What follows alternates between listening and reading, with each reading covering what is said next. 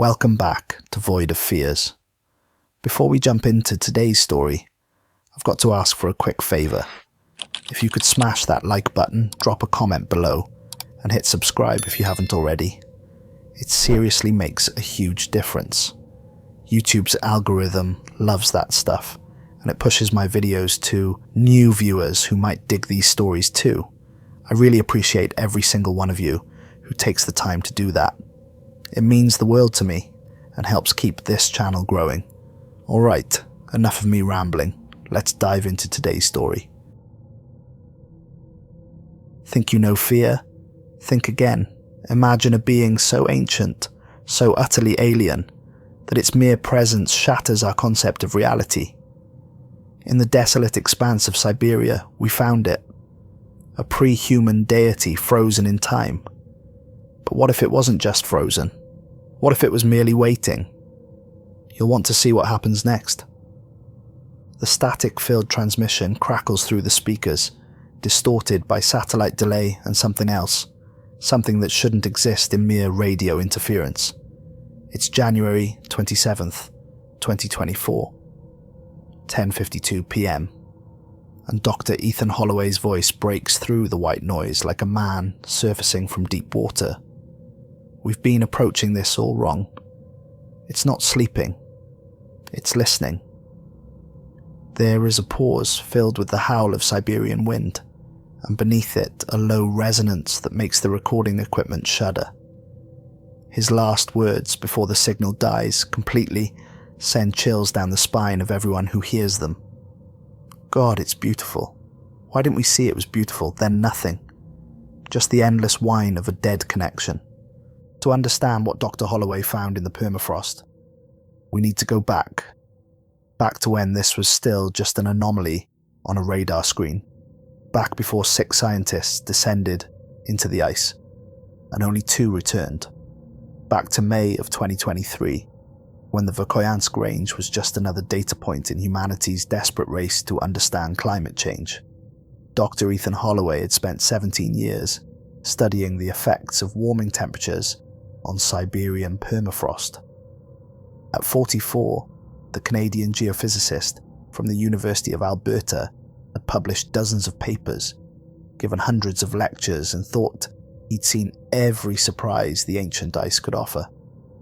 Mammoth tusks, perfectly preserved. Ancient vegetation that still held its colour. Even bacteria that could be revived after thousands of years of frozen suspension. But nothing prepared him for what his seismic survey equipment detected that spring morning. The data made no sense. 420 meters beneath the permafrost, in ground that should have been solid ice for 50,000 years, his equipment showed a void. Not a small cavity or a bubble of trapped air, but a massive spherical chamber, 80 meters in diameter.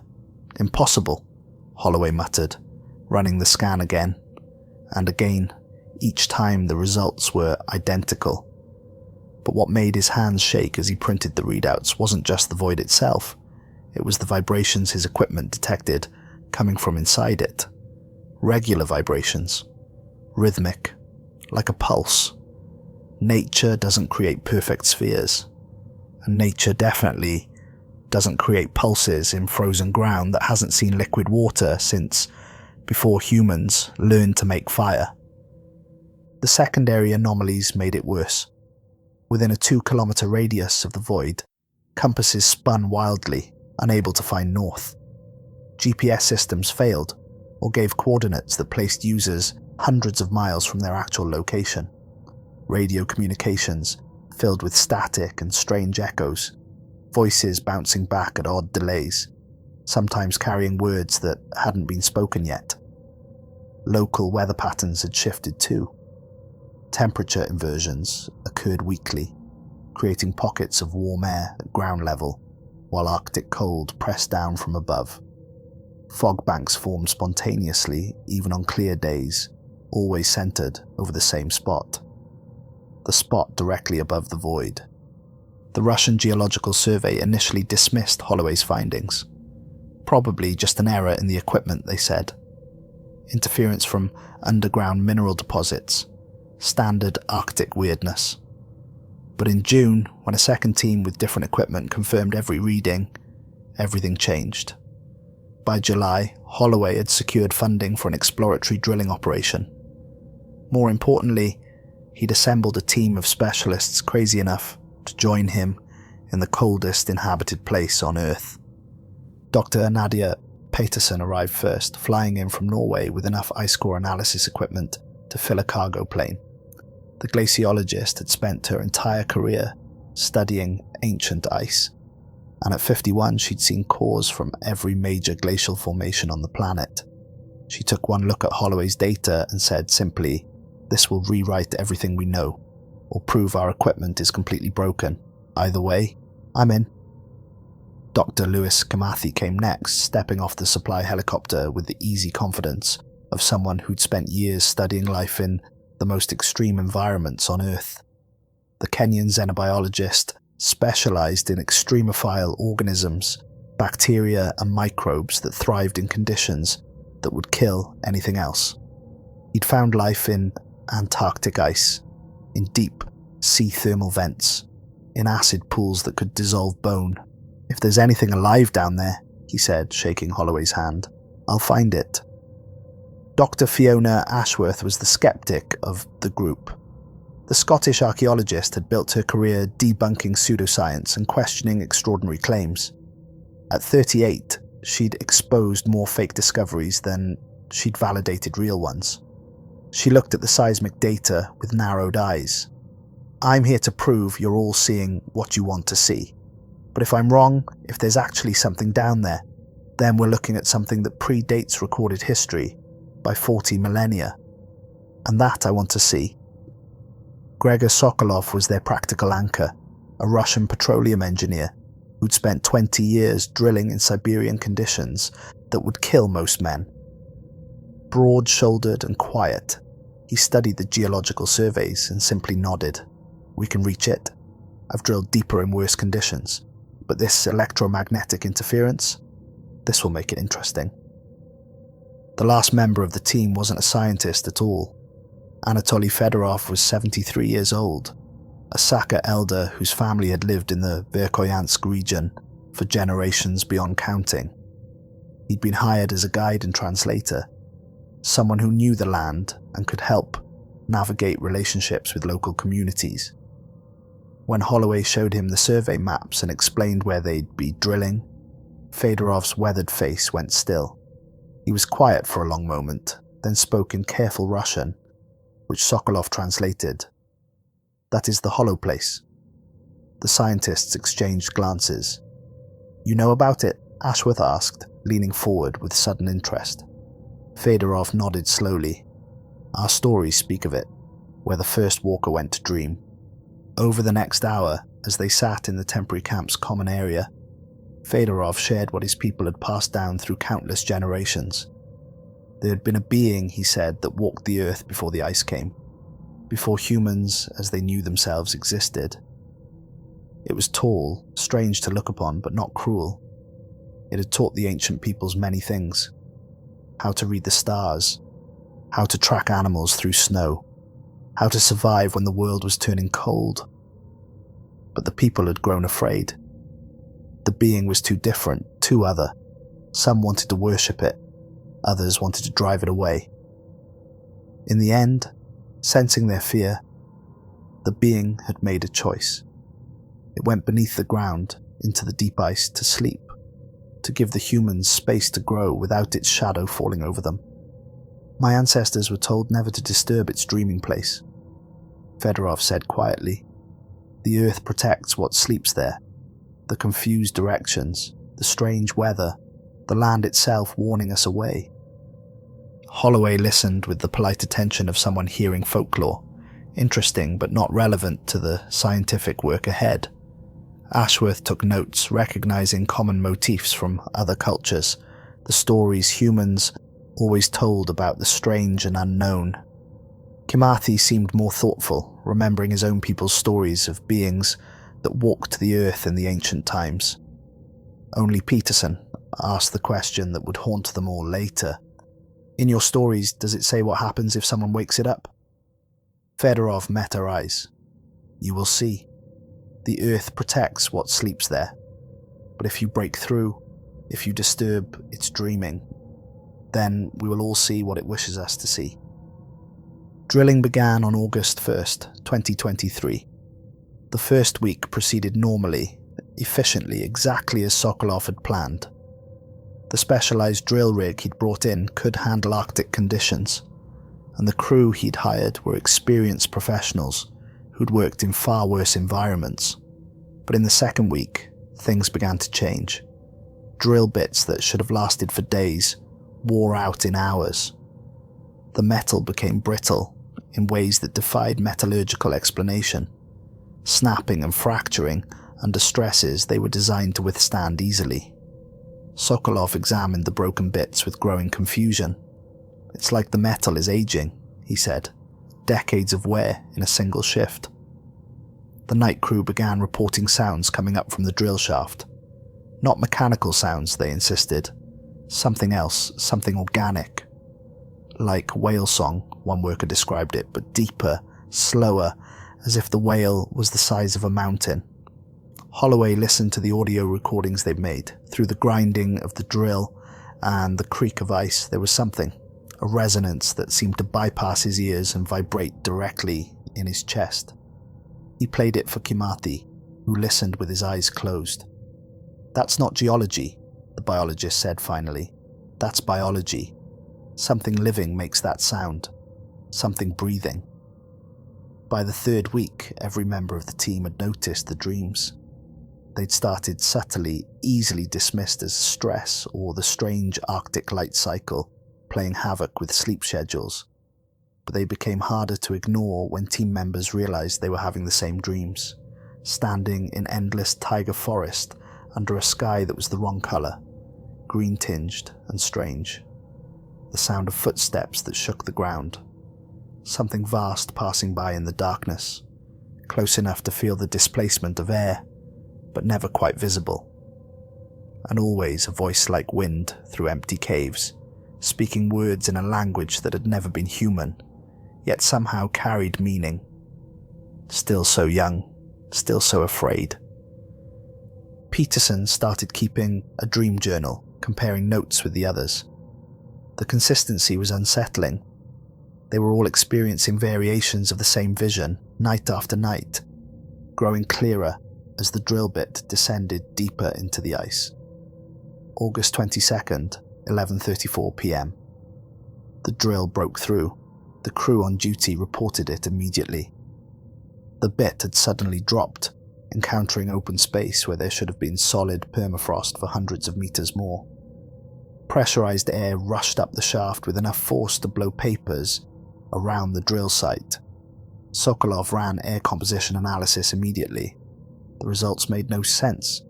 Oxygen content at 23%, higher than surface atmosphere. Nitrogen, carbon dioxide, trace elements. But the readings showed this air had been sealed in that chamber for thousands of years. By all rights, it should have been stale, depleted. Instead, it was somehow fresher than the air they were breathing. "Something down there has been producing oxygen," Kimathi said, staring at the results. "For a very long time." Morning couldn't come fast enough. As dawn broke on August 23rd, pale and cold in the perpetual Siberian summer light, the team gathered at the drill site. Holloway, Kimathi, and Ashworth would make the first descent. They suited up in climbing gear, checked their helmet cameras 3 times, and clipped into the cable system that Sokolov had rigged. 420 meters, Sokolov reminded them. "I can have you down in 20 minutes, back up in 15. You feel anything wrong, anything at all, you radio. Immediately." Fedorov stood apart from the others, watching with an expression that was impossible to read. As Holloway prepared to descend, the old man approached him and spoke in halting English. "It will not harm you. This, I believe. But it will change you. To see something so old, so different. You cannot unsee, cannot unlearn. You understand?" Holloway nodded, not really understanding at all. "Not yet." The descent was smooth, professional. The narrow shaft was perfectly vertical, lined with ice that caught their lights and reflected them into infinity. Down and down, through layers of ice that got progressively older, darker. Ice that had fallen as snow when mammoths walked the earth. Ice from when the first humans crossed into the Americas. Ice from before humans existed anywhere. 400 meters, 410, 415. At 420 meters, the shaft opened into space. Jesus Christ, Ashworth breathed. Their lights couldn't find the far walls at first. The chamber was enormous, and as they descended the final meters to the floor, its true scale became apparent. 80 meters in diameter, maybe more. The walls weren't rock. They weren't ice as the team understood ice. They were something else entirely. The surfaces gleamed like polished obsidian, black ice so smooth it reflected their lights in perfect mirror images. Peterson, still on the surface monitoring their camera feeds, immediately began analysing the footage. That crystal structure, I've never seen anything like it. The pressure required to create ice that dense, it shouldn't exist naturally, not in permafrost. The chamber floor was covered in a thin layer of water ankle deep that had melted recently. Very recently, Holloway realised, seeing how clear it still was. The team spread out, lights playing across the impossible space, and then they saw it. At the chamber's centre, rising from the floor like a stalagmite, was a pillar of amber-coloured ice. But this ice wasn't opaque. It was clear enough to see what stood inside. "That's not human," Kimathi said, his voice very small in the vast space. "That's not anything." The figure inside the pillar stood upright, as if it had chosen to be found this way. Nearly 16 feet tall, towering over any human. The body structure was humanoid. 2 arms, 2 legs, 1 head, but the proportions were fundamentally wrong. The torso elongated and narrow, arms that hung down to where its knees should be, ending in hands with 6 digits each, legs that bent backward like a bird's, supporting the massive frame with alien grace. The head was oval-shaped, tilted slightly back as if looking at something above. The face, if it could be called that, was smooth except for 3 vertical ridges running from the crown to where a chin would be. No eyes, no nose, no mouth, just smooth leathery skin, the colour of deep teal with bronze undertones. But it was the lines covering the entity's body that made Holloway's breath catch. Like veins, but luminescent. Thin threads of amber light traced across every inch of its skin, creating intricate networks that seemed almost deliberate, almost designed. And as the team watched in absolute silence, those lines pulsed, slowly, very slowly. A wave of light travelling through the network, starting at the torso and flowing out to the extremities before fading. Kimathi pulled out his equipment with shaking hands, timing the pulse. 18 minutes. Then another pulse. 18 minutes again. "It has a circulatory system," he whispered, "and it's functioning. This thing isn't dead. It's not fossilized, it's alive." The 3 scientists stood motionless, lights trained on the figure, unable to process what they were seeing. Every piece of training, every scrap of knowledge they possessed, had no framework for this, no context. This was something outside the boundaries of known biology, known history, known reality. Ashworth was the first to move, circling the pillar slowly, examining it from every angle. Her archaeological training kicked in, looking past the impossibility to study the details, the posture, the position of the hands, the tilt of the head. "This isn't a body," she said finally, her voice steady, despite the tremor in her hands. "Look at the hands. They're relaxed, open. The posture is upright, dignified. This thing didn't die and get frozen. It didn't fall or collapse." She looked at the others, her eyes wide. It chose to stand like this. It positioned itself. This is how it wanted to be found. The implications of that statement settled over them like a weight. If Ashworth was right, if this being had deliberately entered the ice, had chosen this position, then that meant it had known. Known that one day, someone would find it. Someone would see. "We need to bring the others down," Holloway said, his voice rough. "We need Peterson. We need to document everything." Over the next 3 days, the team established a full base camp inside the chamber. They brought down equipment, set up monitoring stations, and began the painstaking work of documenting and analysing everything they could, without disturbing the amber pillar itself. Ice core samples taken from the chamber walls yielded the first hard data.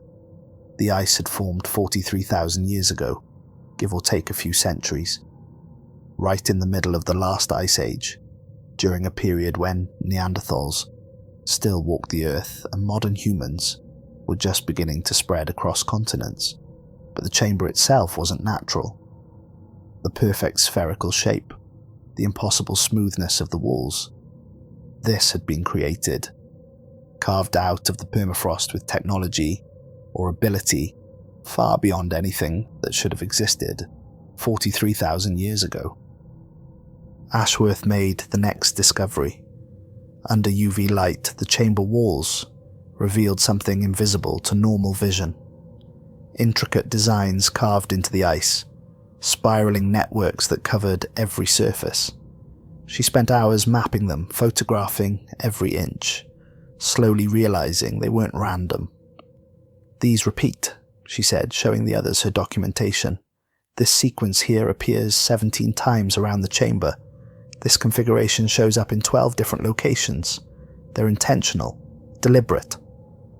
The carvings were mesmerizing, geometric but organic, following rules that seemed familiar but weren't quite anything human minds had created, and in certain sections the networks resolved into images, scenes carved with incredible detail. One image showed human-like figures but not quite human, their proportions slightly off. Early hominids, perhaps, or something that existed alongside them, and among these smaller figures stood a tall one, clearly the same being that now stood frozen in the pillar. The scene showed the tall figure demonstrating something, teaching, while the smaller ones watched and learned. Another scene showed the smaller figures bringing offerings, not treasure or food, but what looked like carvings, art, tools, gifts of creativity and culture. The final scene, the largest and most detailed, showed the tall figure entering a pillar of ice while dozens of the smaller figures watched. Some were kneeling, others had their arms raised. It was clearly a ceremony, a witnessed event. The being hadn't hidden itself away. It had gone into the ice in front of an audience, and they had carved this record so others would know. When Fedorov was brought down to see the chamber, he spent a long time studying the carvings in silence. Finally, he turned to the team and spoke through Sokolov's translation. "The first walker," he said simply. "The stories are true, all of them." He explained the legends more fully now, details he hadn't shared before. The being that had walked the earth in the time before cold. It had come from somewhere else, somewhere the old stories didn't have words to describe. It had watched as life grew and changed on Earth. Watched as the first humans appeared, these clever, chaotic creatures so different from anything it had seen before. It had been curious about them, approached them, showed them things, taught them things, because it was lonely and they were fascinating. Fire-making techniques, how to read the stars for navigation, how to track prey through snow. The humans learned quickly, so quickly it amazed the being. But the humans grew afraid. This thing was too different, too strange. Some wanted to worship it as a god. Others wanted to kill it as a demon. Both reactions troubled the being deeply. So when the Ice Age came, when the world grew cold, the being made a bargain with those humans, wise enough to understand. It would go beneath the ground. It would sleep in the deep ice, removing itself from their world. It would give them space to grow, to develop, to become whatever they were meant to become without its presence overshadowing them. The stories say it would sleep until humans were ready, Fedorov said quietly, ready to meet it as equals, not as worshippers or enemies, ready to understand that different does not mean dangerous. Ashworth looked at the frozen figure in its amber pillar. How long was it supposed to sleep? Fedorov shrugged. The stories don't say. Maybe forever. Maybe until we proved ourselves worthy. Maybe just until the ice melted. That night, August 26th, the temperature in the chamber changed. Peterson's monitoring equipment, which had been recording a constant -2 degrees Celsius since they'd opened the chamber, suddenly showed -1.8. A tiny change, barely measurable, but it was there, and over the next hours, it continued. -1.6, -1.4, -1.2. The amber pillar was warming. Not from any external source, the heat was coming from inside it, from the entity itself. The luminescent lines in its body grew brighter. The pulse frequency increased. 18 minutes became 17, then 16, then 15. Something was happening. Something was waking up. That night, all 6 team members had the dream again. But this time it was different, clearer, more vivid, more real. They stood together on vast tundra under a night sky. But the stars were wrong, arranged in configurations none of them recognized. They realized with a jolt that they were seeing prehistoric Earth, the world as it had been tens of thousands of years ago. The entity walked beside them. Not threatening, not frightening, just walking, moving with a grace that was hypnotic to watch. It didn't speak, but emotions washed over them in waves. Curiosity so intense it was almost painful. Gentleness. And beneath it all, an age so profound it made them feel like mayflies. Like sparks that existed for a heartbeat. They woke at exactly 4:17 a.m., all of them gasping in their sleeping bags. Holloway checked the thermal sensors immediately. During the night, during their shared dream, the entity's core temperature had spiked by more than half a degree. It's connected to us, Kamathi said, sitting in the common area as dawn broke. Our presence here, it's waking it up. We're triggering some kind of response. The decision was made quickly.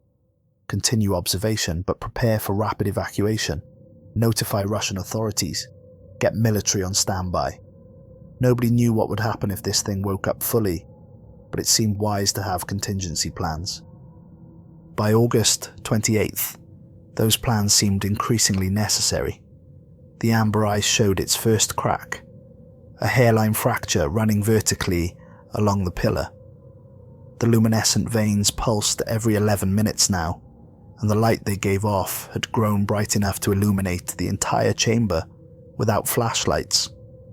The team members all reported feeling watched, not in a threatening way, but undeniable.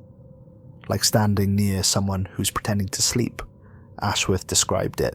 You know they're aware of you, even though their eyes are closed. You can feel their attention. August 30th, 6:23 a.m.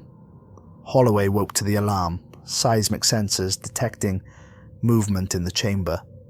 He grabbed his equipment and descended with Peterson and Sokolov, moving as fast as safety allowed. The amber pillar was covered in cracks now, a spiderweb network spreading across its surface. Water pooled at the base, ice melting faster than should be possible. Through the fragmenting ice they could see the entity in perfect clarity for the first time. The ridges on its face were actually closed seams, they realized. Sealed openings in that smooth surface. Its skin had a texture like ancient leather or tree bark. Organic, but also somehow not. The luminescent lines formed complex networks across every inch of its body, almost like circuitry, like a biological machine, more than a living creature. The pulse rate had accelerated dramatically, every 7 minutes now. The chamber temperature had risen to +1 degree Celsius, impossible, with no heat source except the entity itself. It was warming the entire chamber just by existing. Holloway made the call. Full evacuation. Leave the equipment. Get out now. But as the team rushed to pack what they could carry, a sound stopped them all cold. A grinding, groaning noise from the pillar. A large section of amber ice, easily the size of a car, carved away and crashed to the chamber floor with a sound like thunder. The entity's left arm was exposed to air for the first time in 43,000 years, and it moved. The motion was slow, testing, like someone stretching after a long sleep. The six-fingered hand flexed, each digit moving independently. The arm rotated at the shoulder, at the elbow, at the strange additional joint, halfway down the forearm, testing its range of motion, making sure everything still worked. Then the arm extended forward, palm up. The gesture was unmistakable in any culture, in any era, offering, greeting. Hello. The team stood frozen, every instinct screaming at them to run, but unable to move. Kimathi, perhaps because he'd spent his career studying life in all its strange forms, perhaps because he was braver than the rest, took a step forward. Lewis, don't, Peterson said, but he ignored her. He stopped about 3 meters from the pillar, from the entity, with its arm extended. He spoke, his voice shaking but clear. Can you understand us? The seams on the entity's face split open, not violently, not frightening, just opening, like flower petals unfurling. 3 vertical openings where those ridges had been, revealing not flesh or organs but light. Pure amber light that spilled out into the chamber, warm and strange. A sound emerged, like wind through a canyon, like glacial ice settling, like the voice of the earth itself, deep, resonant, older than any sound humans had ever made. And through that shared mental connection they had all been feeling for days. Growing stronger as the entity woke, they understood. Yes, the team would later struggle to describe what happened next. It wasn't telepathy. Not exactly. It wasn't words in their heads. It was more like being shown something, feeling something, understanding something that bypassed language entirely. The entity communicated not through speech but through shared consciousness. Images flooded their minds. Impressions, emotions, fragments of memory that weren't theirs. They saw Earth 60,000 years ago, when ice sheets covered half the continents and the climate was cold and harsh. They saw lush tundra filled with animals that no longer existed. Mammoths and cave lions and giant ground sloths, and walking among them, observing with patient curiosity, was the entity. They felt its emotions, profound loneliness, but also wonder. Everything on this planet was so new, so different from anywhere it had been before. It watched and studied and documented, but it was alone in a way humans could barely comprehend. Then, the visions showed first contact with early humans. Homo sapiens, recently spread into Siberia, adapting to the harsh climate with remarkable ingenuity. The entity had encountered intelligent species before, on other worlds, but these humans were different. They were chaotic, unpredictable. They created art and violence with equal passion. They helped each other and hurt each other in the same day. The entity found them fascinating. It began to interact, watching from a distance, at first, then closer, learning their sounds, their gestures, their social structures, and slowly, carefully it began to teach them things. Not because it wanted to interfere, but because it was lonely, and they were so curious. Because showing them something new and seeing their excitement was the first time, in millennia, that the entity had felt connected to anything. Fire-making techniques that would keep them warm through the brutal winters. Tracking methods that would help them hunt the megafauna. How to read the stars for navigation so they wouldn't get lost in the endless white landscape. The humans learned everything so quickly, adapting and improving and teaching each other. They were brilliant, the entity thought. Chaotic and violent and brief, but brilliant. But the relationship grew complicated. Fear among some groups, worship among others. Some humans brought gifts and prostrated themselves. Others threw rocks and screamed warnings. Both reactions troubled the entity deeply. It didn't want to be a god or a demon. It just wanted to observe, to learn, to not be alone.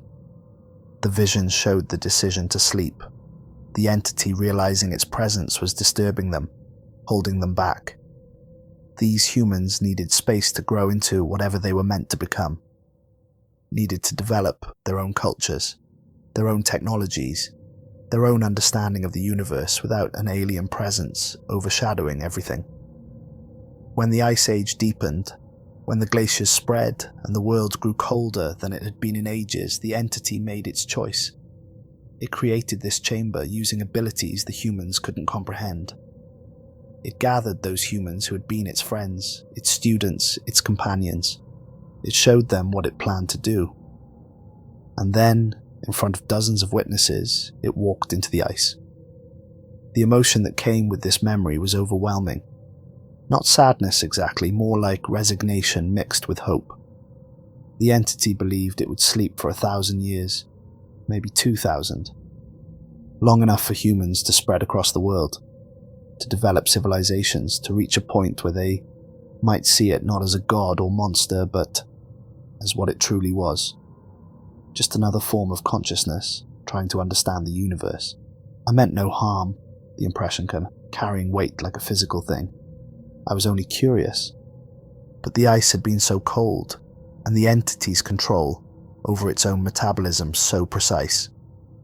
The sleep that was meant to last a millennium had stretched to 40. The entity had dreamed through the entire rise of human civilization, through the development of agriculture, writing, cities, nations, technology. All of human history had passed while it slept in its chamber of amber ice. I dreamed of you, it communicated. All these ages, wondered what you became. Through tear-filled eyes, Ashworth spoke. We became everything. We covered the world. We reached the moon. We built wonders and horrors. We grew so fast. The entity's emotions washed over them again. Pride, joy, but also sadness. Through their minds they could sense it learning from them, reading their memories the way they'd been reading its, seeing through their eyes what humanity had accomplished.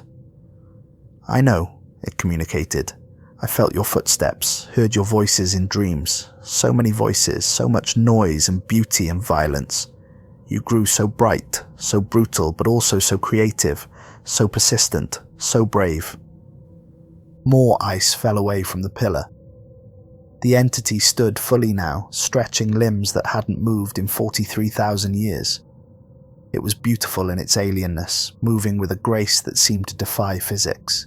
Each motion was precise, deliberate, like watching a master craftsman work. Holloway found his voice. What are you? Where did you come from? The entity's light pulsed in what might have been the equivalent of a smile. More visions came, harder to interpret these.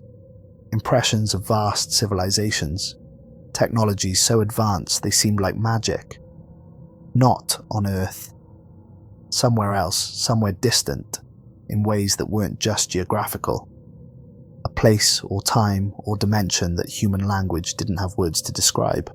I was made to observe, it communicated, to document, to witness. They saw flashes of other worlds, dozens of them, hundreds. The entity moving between them like a scholar visiting libraries, spending years or centuries studying each one, watching as life developed, as consciousness emerged, as species rose and sometimes fell. I have seen 1,000 worlds bloom with consciousness, it told them. But Earth, your species, you were different. More impressions, harder to pass. Other worlds where intelligent life developed along logical lines. Species that were peaceful, orderly, rational. They created great things, solved problems efficiently. built societies that functioned like well-oiled machines. You are chaotic, the entity said, and through the mental link, they could feel this wasn't criticism. It was wonder. Self-destructive, contradictory. You love and hate with equal passion.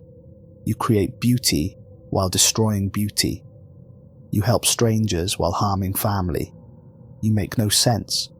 A pause, a pulse of light that might have been laughter. But you are also capable of impossible things. Impossible love, impossible courage, impossible art. Other species I observed were greater than you in many ways. Stronger, smarter, more logical. But none of them were as interesting. None of them surprised me the way you do. Kimathi spoke, his voice filled with scientific curiosity, even in this impossible moment. Are there others like you? Other observers? Yes, the entity communicated immediately, sleeping in frozen places across your world. Antarctica, Greenland, mountain glaciers, deep ocean trenches. We were placed to watch different regions, different peoples, to see how you developed in isolation from each other. It paused and a new emotion came through. Sadness, profound and heavy. But the ice is melting. Your species changed the climate, made the world warmer. The places where we sleep are thawing. Another pulse of emotion. Not anger, not blame, just stating fact. We are all waking now. Whether we wish to or not, the ice that held us is failing. We cannot go back to sleep. Fedorov, who had been silent until now, asked the question everyone was thinking. What will you do now? Will you stay with us? The entity turned its attention to the old man, and through their shared connection they all felt it recognized something in Fedorov. A link to those ancient peoples it had known. A keeper of stories. The sadness intensified, became almost unbearable. We will leave. The statement hung in the air like a verdict. You have earned this world. Made it yours. Built cities and cultures and technologies we never imagined you would achieve so quickly. Earth belongs to humans now. We do not fit in your story anymore. Peterson spoke up, her voice breaking. But there's so much we could learn from you. So much you could teach us. Please, you don't have to leave. I do, the entity communicated gently, because your fear of me is not gone. I feel it in all of you.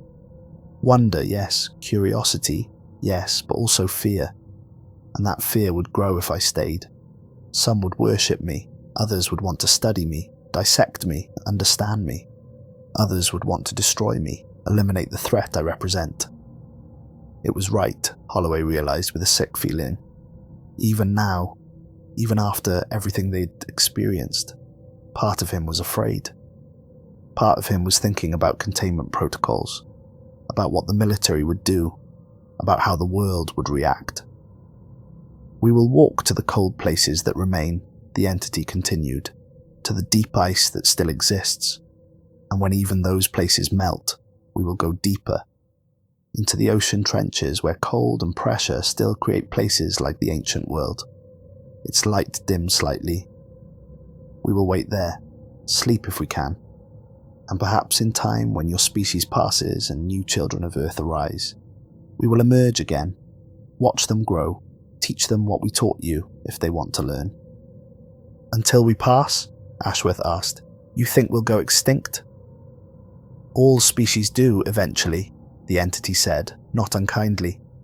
You burn so bright, so fast. You will blaze across this world like a wildfire, consuming and creating, and then you will be gone.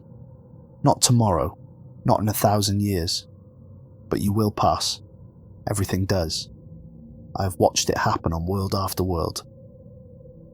It moved toward them, and they found they weren't afraid anymore.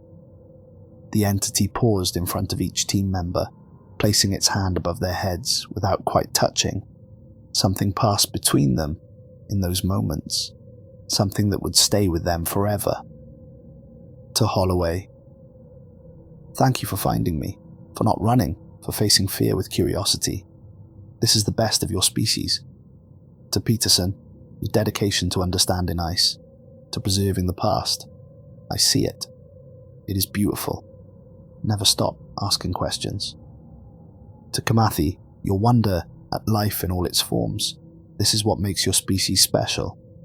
Even when you hurt and destroy, part of you always reaches out to understand. Hold on to that. To Ashworth, you seek to understand the past, to preserve stories, to remember. You are a keeper of memory. This is sacred work, the most sacred. To Sokolov, you shape the earth with your machines. You change landscapes, move mountains. Such power. Use it gently. Remember that the earth is old and patient and does not forget. To Fedorov, your people remembered, kept the stories alive across hundreds of generations. This matters more than you know. Stories are how consciousness persists beyond death. You have made me immortal in human memory. Then it moved toward the chamber exit, the vertical shaft they had descended through. Without equipment, without climbing gear, it simply began to ascend. Not walking on the walls, but somehow flowing upward, moving in ways that defied physics and understanding. "Wait," Holloway called out. "Will we ever see you again?" The entity paused, looking back down at them from halfway up the shaft. Through the mental connection, one last message came. "Perhaps, if your species survives long enough, if you learn to see difference without fear, if you reach the stars and find others like me, watching other worlds, other forms of consciousness, then perhaps we will meet again, as equals, as fellow observers of this strange and beautiful universe. I hope we do. I would like to know what you become." Then it was gone, ascending the shaft like water flowing upward, impossible and graceful. The team rushed to the surface via the cable system, moving as fast as safety allowed. When they emerged into the pale Arctic sunlight, they saw the entity already there, standing at the drill site, looking at the sky. Word had spread somehow, faster than should have been possible. Local villagers had gathered at a distance, hundreds of people watching in silence. Russian military helicopters were inbound but still minutes away. The entity stood, motionless, simply experiencing. Wind on its skin, sunlight after 43,000 years of darkness. The open sky above. It raised both arms in a gesture that every human instinctively understood. Acknowledgement, greeting, farewell. Then it began to walk. Each step covered impossible distances. Not running, but somehow ground flowed beneath its feet, or it moved through space in ways that couldn't be easily observed. It headed northeast, towards the Arctic Ocean, moving at a speed that would have required vehicles to match. The military helicopters arrived, armed soldiers spilling out, but by then, the entity was already kilometers away. Thermal satellites tracked it, moving at 60 kilometers per hour in a straight line, not hurrying, just walking at its natural pace. The team was evacuated, debriefed, their equipment seized and footage classified, but they had all made recordings on personal devices, had all seen what they'd seen. The story couldn't be completely silenced. In the weeks that followed, reports began emerging from around the world. September 8th, a massive heat signature, detected emerging from an Antarctic ice shelf, caught on research station cameras as something tall and impossible walked out of the ice and into the ocean. September 15th, seismic activity under Greenland's ice sheet, followed by satellite imagery showing a figure walking across the tundra. September 22nd, a Himalayan expedition at 7,000 meters, reporting an encounter with something that shouldn't exist, moving through thin air and brutal cold as easily as breathing. October 3rd, deep-sea sensors near thermal vents picked up unexplained energy signatures, massive forms moving up from the ocean depths, walking along the seafloor before disappearing into deep trenches. Holloway tracked every report from his office in Alberta, plotting them on maps, trying to understand the pattern. They were all heading toward the poles, toward the remaining cold places, and sometimes they moved in pairs, figures that had been sleeping alone for millennia, finding each other, reuniting after so long. They're congregating, Kimathi observed during one of their video calls. The team stayed in constant contact, bound by what they'd witnessed, meeting each other. They must have been so lonely. By December 2023, there were no more sightings. The last confirmed thermal signatures showed multiple entities entering the Arctic Ocean north of Siberia, walking into the water and descending into deep ocean trenches. After that, nothing. No heat signatures, no seismic activity, no strange encounters. They've gone deeper, Peterson concluded, to the abyssal zones, the last cold places, where ice still exists in the eternal darkness.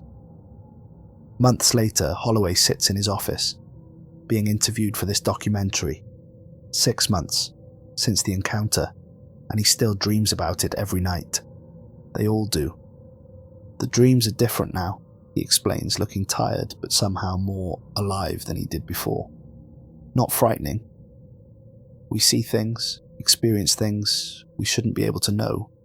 The taste of mammoth meat, the sound of glaciers forming during the Ice Age, words in languages that went extinct 30,000 years ago. He pulls out a notebook, shows pages filled with symbols and sketches. It left something in our minds. A gift or a burden, I'm not sure which. Fragments of knowledge, ways of seeing the world that aren't human. We remember things we never experienced. He looks directly at the camera.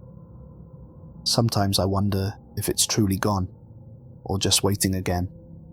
Waiting in those deep trenches, in the cold and dark, watching through our dreams to see what we become. The final interview is with Anatoly Fedorov, recorded in his home village, speaking in Sakha, with Russian subtitles for the documentary.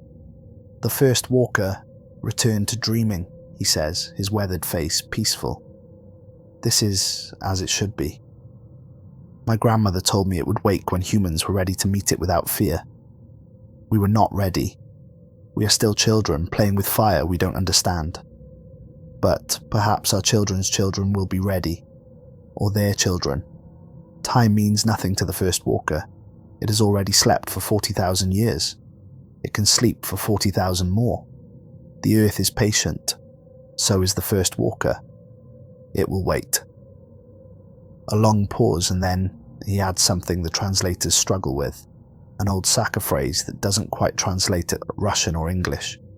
The land remembers, the ice remembers, and what sleeps beneath remembers all. The documentary ends with aerial footage of the Arctic Ocean, shot from a research plane. Deep water, dark and cold, nothing visible on the surface. But when they switch to thermal imaging, the truth becomes clear. Dozens of heat signatures in the deep. Massive forms resting in ocean trenches thousands of meters down, gathered together in the last cold places on Earth.